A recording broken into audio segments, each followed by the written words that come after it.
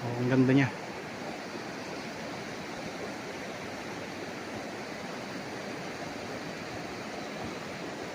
Ito ay 1.4 hectares, tabing ilog po at tabing kalsada.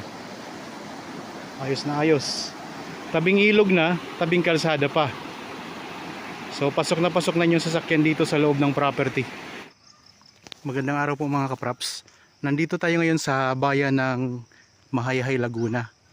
Itong property na ipapakita ko sa inyo ngayon ay isang farmland na katabi po ng isang ilog. Dito nga po sa Mahayhay. Ito ay tabing kalsada lang mga kapraps. Mahaba po ang frontage nito. Bali, mayroon itong frontage na nasa mahigit 200 meters. Yan mga kapraps. Itong direksyon na to papunta pa po yan sa iba pang mga barangay dito sa Mahayhay. Tapos dito naman sa kabila mga kapraps, ito yung papunta sa town proper ng Mahayhay. Nasa 10 to 15 minutes travel time po ang biyahe natin papunta sa town proper ng Mahayhay. So yun yung boundary mga kapraps. Ang katabi natin dito ay yung bagong dinidevelop na resort mga kapraps. Katabi yan ng bagong develop na resort. At ang mga tanim po makikita natin, ayan. Ako nga po pala si Buds, ang inyong laging kasama sa virtual viewing sa mga property na in-offer namin. So tabing kalsada, meron na pong linya ng kuryente. Tapos may access na rin po ng tubig. Ang mga tanim, ayan po mga kapraps. Marami siyang mga santol, mga guyabano, may puno ng langka, mga rambutan. Yan, dami mga tanim mga kapraps. So pasok na pasok ang yung sasakyan dito kasi tabing kalsada lang to. Baybayan natin ang frontage. Nasa 200 meters mahigit ang frontage po nito. Ang buong sukat nito mga kapraps ay 1.4 hectares o nasa 14,000 square meters. Ang isang hektarya po mga kapraps ay 10,000 square meters. Ito ay titulado. Yan, dito tayo magsisimula sa frontage ng property. Papunta tayo doon sa mga kapraps, sa ilog. Kasi itong kabila binibenta din po yan ito. Ito naman po ay 10.3 hectares mga kapraps. Ang tanim niya mga mahogani, napakaraming mahogani mga kapraps.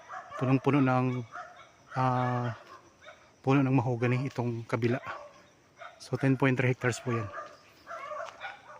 Ito po ang 1.4 hectares mga kapraps. Habang kayo po ay nagpapahinga dyan sa inyong kanya-kanyang pamamahay, samahan niyo po ako sa pag-ikot dito. Kung kayo po ay naghanap ng property na isang farmland na katabi ng ilog, ito po, makita ko sa inyo. Papasok tayo sa loob yan para makita din natin ang mga tanim dito.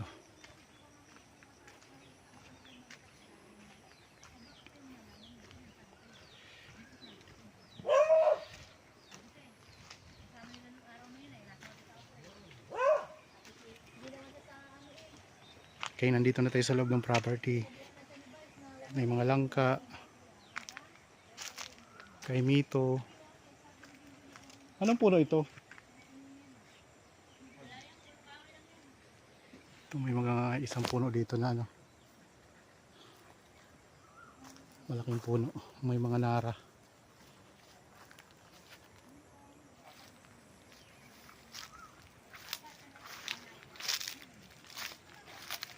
Yan, may mga tanim ito na na kaimito.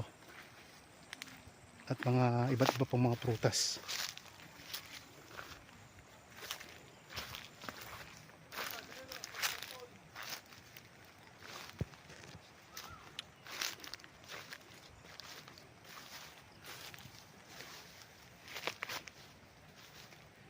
Yan, mga tanim mga kapraps, mga gulay, tinamnan nila ng gulay ito ngayon.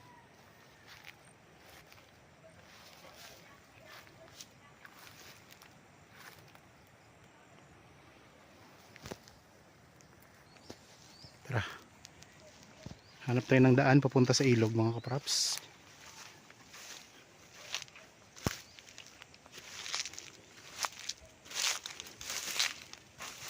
Ano tong mga tanim kuya?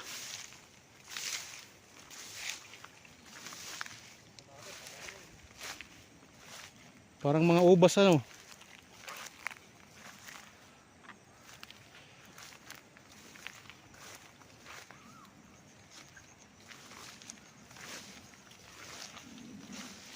Dami mga rambutan.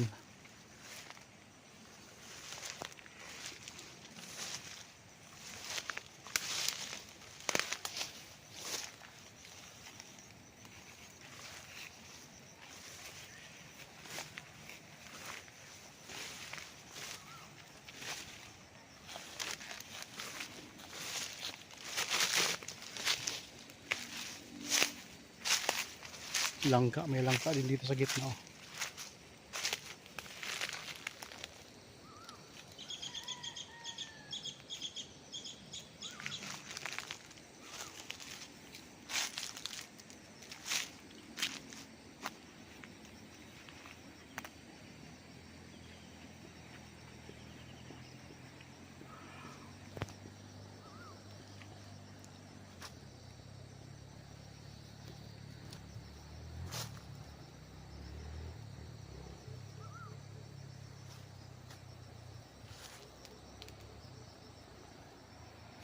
Dito tayo ngayon sa may gitna ng property.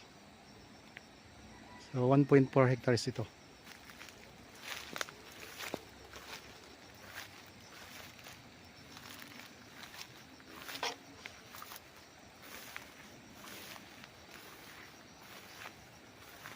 May mga tanim pala itong ampalaya dati. Oh.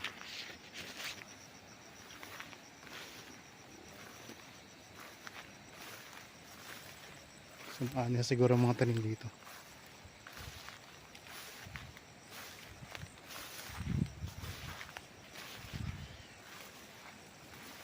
May mga kawayan. Dito sa gilid ng ilog may mga tanim na kawayan.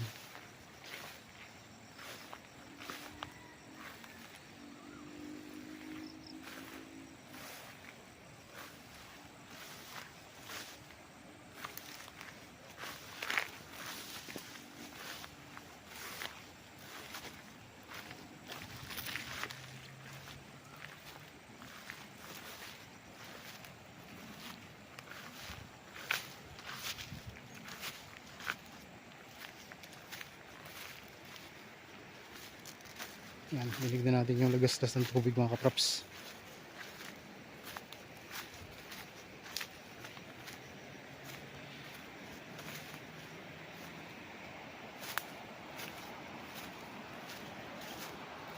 Yan, dito sa area na to may pa-slope siya, pababa siya. Papunta na to sa ilog.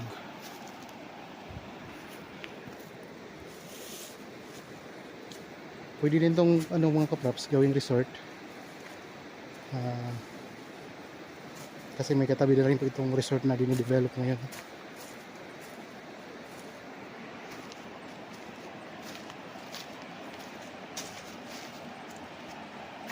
Dito pwede nyo lagyan ng hagdan pababa papunta sa ilog. Pag naalis tong mga kawayan, tanaw na natin ang ilog mula doon sa taas, sa ibabaw na part ng property. Yan, ito puno ng kawayan. Oh. Maraming kawayan dito sa gilid.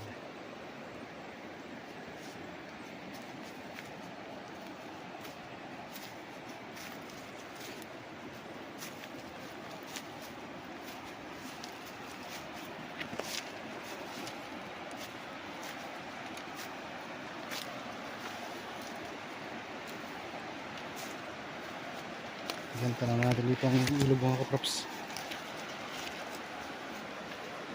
Oh, ganda ang lakas ng agos. Oh. Yan, lapit tayo doon.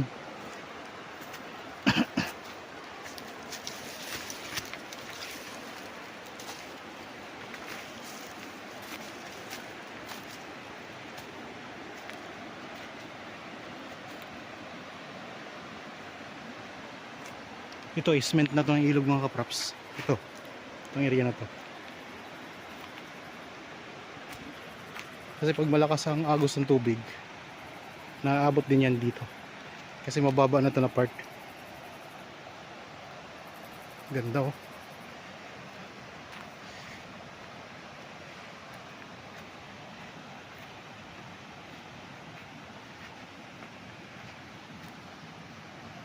Ganda mga kaprops ah.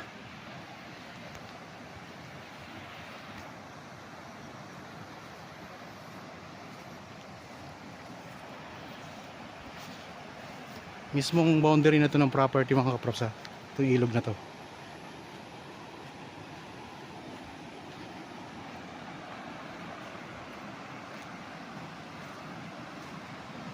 Ganda. Dito malalim to no.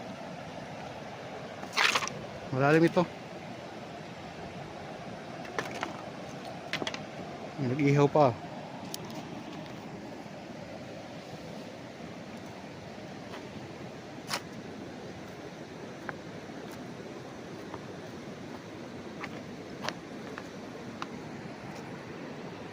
Ito po yung property. Ayan. Pag ganun po, taas. Akyat. Ito yung pinaka-boundary natin. Ang ilog.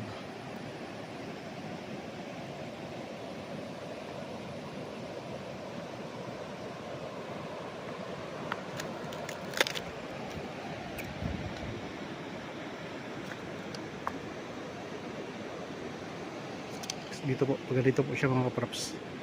Yun ang property. Dito tayo sa cement ngayon ng ilog mga kaprops.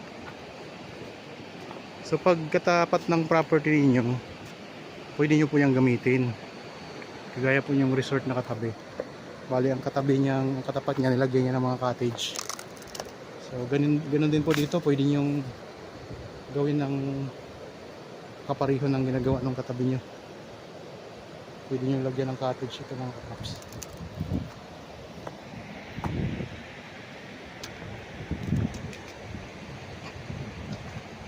Ang lupa kasi ay pataas siya. Diyan tayo bumaba kanina eh. Ayun, doon tayo bumaba kanina. Mamaya pagbalik natin doon, aakyat ulit tayo dyan.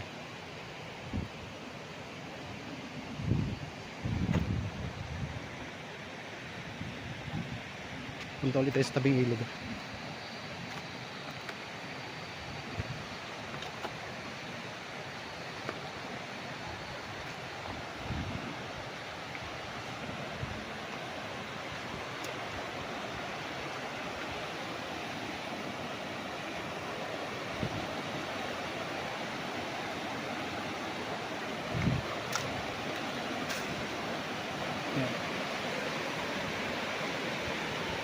Ganda mga kaprops.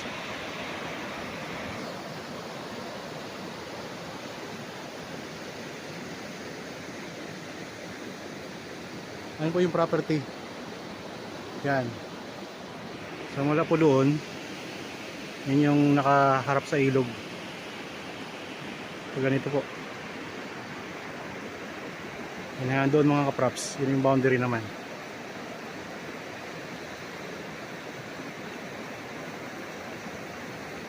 Ganda. Linis ng tubig. Yan ang agos oh.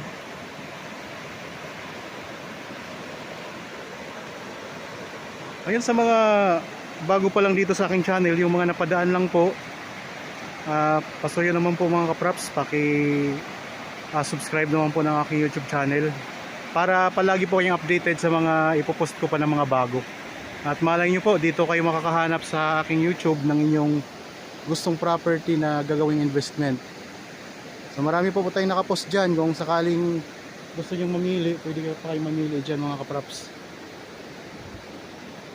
Iba-ibang presyo, iba-ibang sukat, iba-ibang location sa Laguna. Kung kayo naman po ngayon mga viewers, yung mga masusugid kong tagapanood sa aking mga bagong upload, aking mga video, kung may mga property din kayong gustong ibenta, pwede rin po kayong mag-text, kayo mag-chat sa amin para makuha na namin ng video ang inyong property. Oh, ang ganda niya.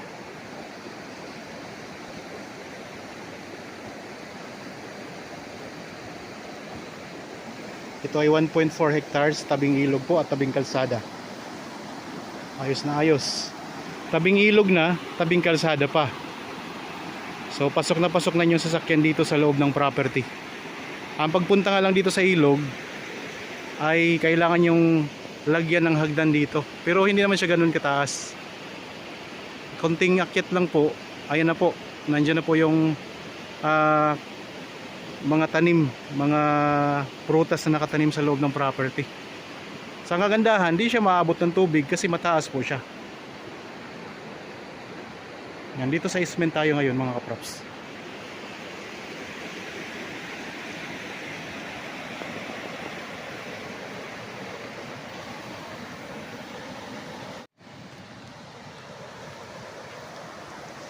Okay po mga kaprops, balik na tayo doon sa loob ng property. Okay, kukuhanan ko pa rin siya ng video paakyat para makita nyo po.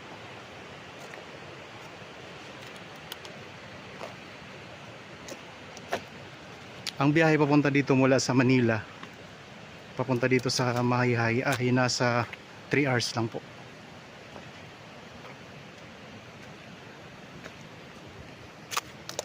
Pero kaya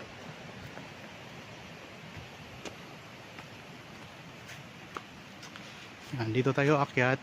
Pwede nyo lagyan to ng hagdan dito para madali ang pag-akyat.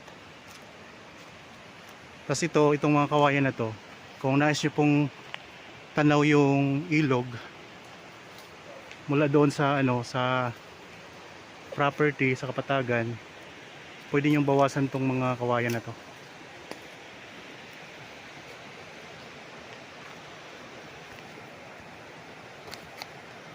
Yan, matatanaw natin yung ilog dyan.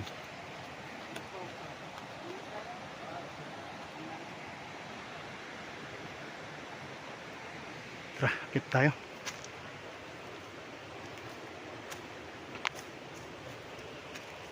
Elevated mula sa ilog ang property.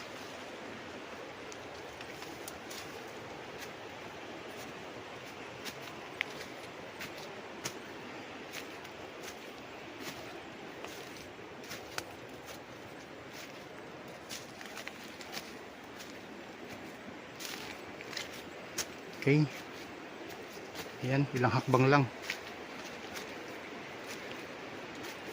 Sarap pakinggan ng lagaslas ng tubig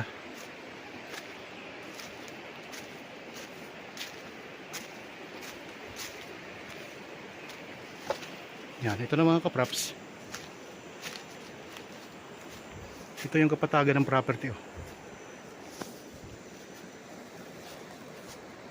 Tapos ito yung pwede nating alisin para tanaw natin Ayun, tanaw nga dito Ayan Ayan ang ilog, tanaw. Lalo na pag natanggal natin yung mga kawayan na yan. Okay, tara na po.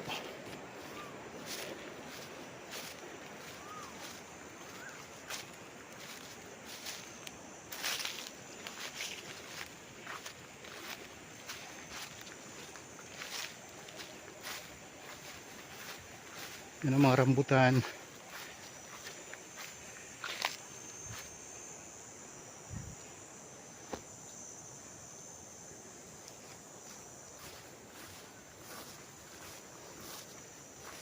Balik tayo doon sa ating dinaanan.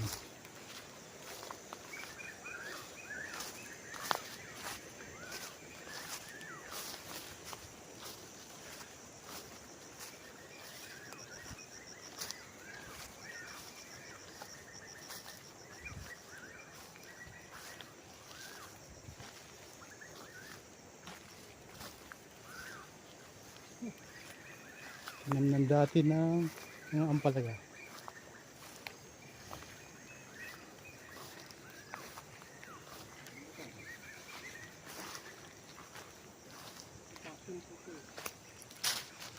Passion fruit.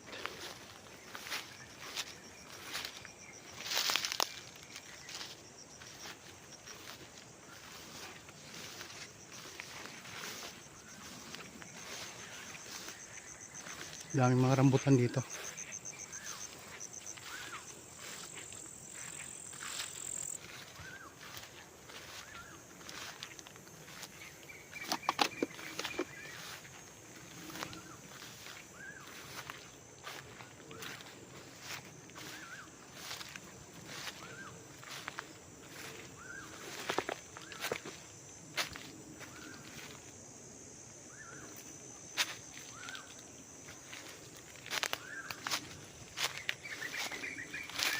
Pupunta na tayo doon sa kalsada mga kapaps.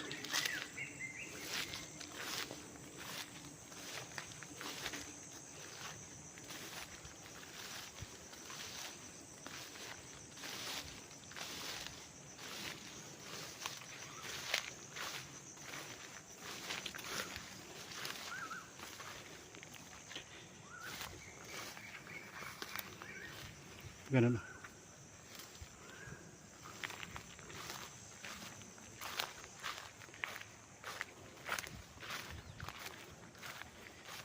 Ayan, ayan ang kalsada ko.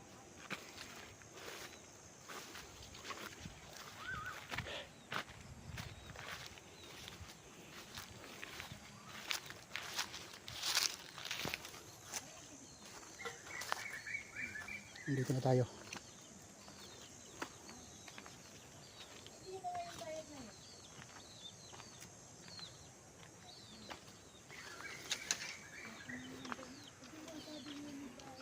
Mga kapraps, ulitin ko lang po, ang sukat nito ay 1.4 hectares sa Mahayay, Laguna. Ito po tabing kalsada lang, may access na ng kuryente at saka tubig. May mga tanim din pala ng mahogany, mga langka, mga rambutan, may mangga at iba pang mga tanim. So ito yung frontage, nasa 200 meters mahigit, tabing ilog.